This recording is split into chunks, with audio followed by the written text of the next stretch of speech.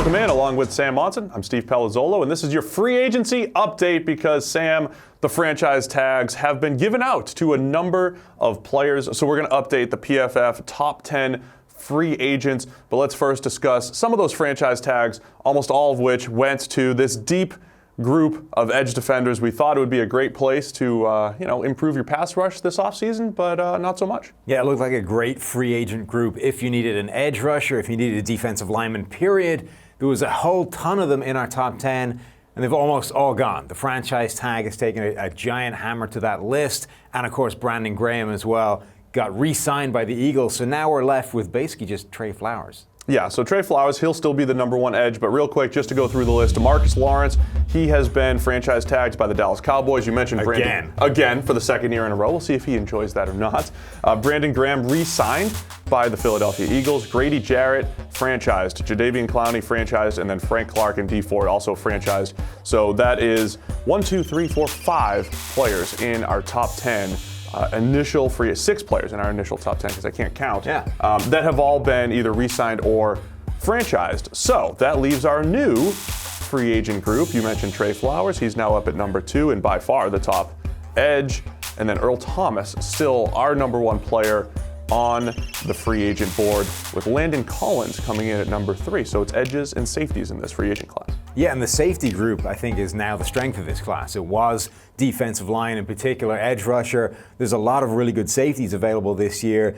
And if last year is anything to go by, there's not going to be the hottest market in the world for them. The NFL generally appears to have depressed the value of safety overall. So if you need a safety now, this could be a really great year to get a bargain. If the rest of the NFL is pushing their value down, exactly as you said, this would be a time to grab a Landon Collins. That is a curious move by the New York Giants, a guy like Landon Collins, who was a Defensive Player of the Year candidate a couple years ago. They're letting him walk.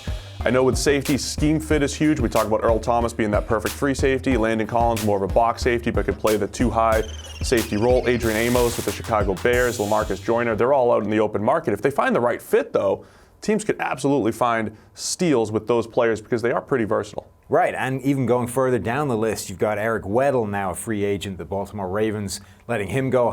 Clinton Dix, the guy that was traded during the season last year, played well over the course of the season, is still pretty young. There are a lot of really quality safeties available. Even if you don't value the position that much, there are going to be serious bargains to be had. And between the full list of safeties, you have a wide variety of guys in terms of scheme fit. You have guys that are the single high free safety role. You have the box safety. You have the guys that can play in that cover 2, 4, 6, your favorite scheme, Steve. You have the guys that can play in all those. So I think this is a great year if you need a safety, even if only a couple of them are up in our top 10. All right, we've discussed safeties and edges in our top 10. Let's take a look at our number 4 free agent. That's Ronald Darby at corner, and then Le'Veon Bell is number 6 for us. You're going to see him much higher for everyone else, but the difference between cornerback value and a Ronald Darby versus running back value and a Le'Veon Bell, that's going to make up that difference there. It is, yeah. It's all value related. Le'Veon Bell, I think, is a better player than Ronald Darby when you look at in terms of, objective talent, ability, but he's just playing a much less valuable position, even if you factor in how much of a weapon he can be in the passing game.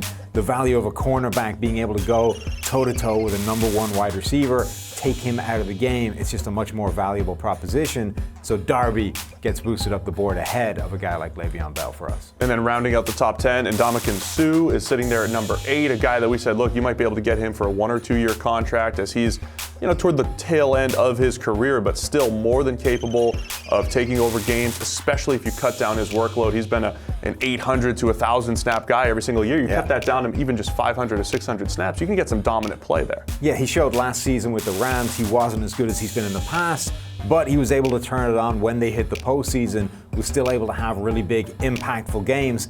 And as you say, I think if you dial down his workload, you might be able to extend the number of games where the old, dominant Ndamukong Suh shows up. And then joining the top 10 now, after getting released by the Kansas City Chiefs, it's Justin Houston. He's an edge defender. I know a lot of Kansas City Chiefs fans were upset that he would drop into coverage every now and again. I don't think he's a coverage linebacker at all. He still has enough juice off the edge to help a team as a pass rusher. And a lot of, like we're saying with Suh, maybe if you just control his reps, he's to the tail end of his career as well, can you get 400 to 600 really good snaps from Justin Houston. I think there's a ton of value there as well. Yeah, he's an interesting player because he was among the best edge rushers in the NFL at his best, but injuries really started to affect his career, took him out for a long period of time. But last year he played, over 700 snaps, was on the field for a lot of time. We started to see a bit more of the old Justin Houston. So actually, 2019 is going to be an interesting year for him to see, can he get further back towards being among the best edge rushers in the NFL? Or was last year kind of the ceiling that he's capped at now, given the toll those injuries have taken on him? And then number 10, in our most recent update to the top free agents, it's Matt Paradis, the center from the Denver Broncos, now the number 1 offensive lineman on our free agent board. He's had a couple really solid years at center, very good zone blocking center, so again, a scheme fit, and certain teams will certainly covet him.